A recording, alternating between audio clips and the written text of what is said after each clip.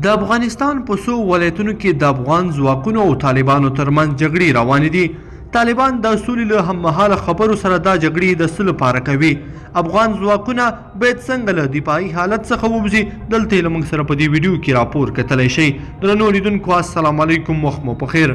د افغانستان د ملي دفاع وزارت وایي په تیرو 4 ساعتونو کې د هیواد په 22 ولایتونو کې د افغان امنیتي ځواکونو او طالبانو ترمنځ جګړې شوې دي.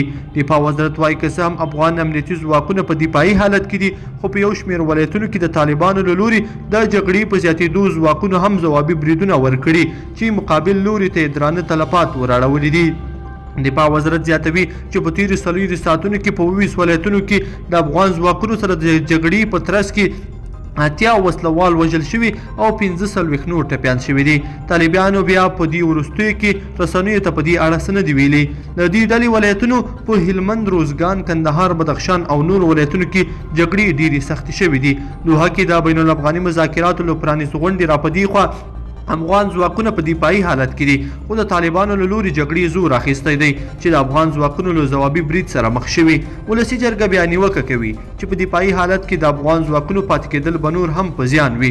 په هلمند ولایت کې د څه باندې نیمې میاشتې راهیسې جګړه سخته جګړه په بشپړه توګه نه ده ختمه شوې.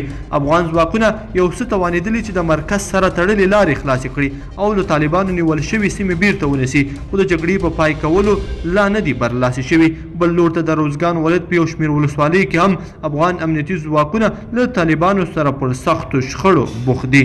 لیدونکو په دې هیله چې دا مطلب به مو راسره تر پایه پورې لیدلی وي. که مو دا ویډیو خوښه شوې ویډیو لایک کړئ د سره او چینل سبسکرایب کړئ. تر بیا ښه وخت.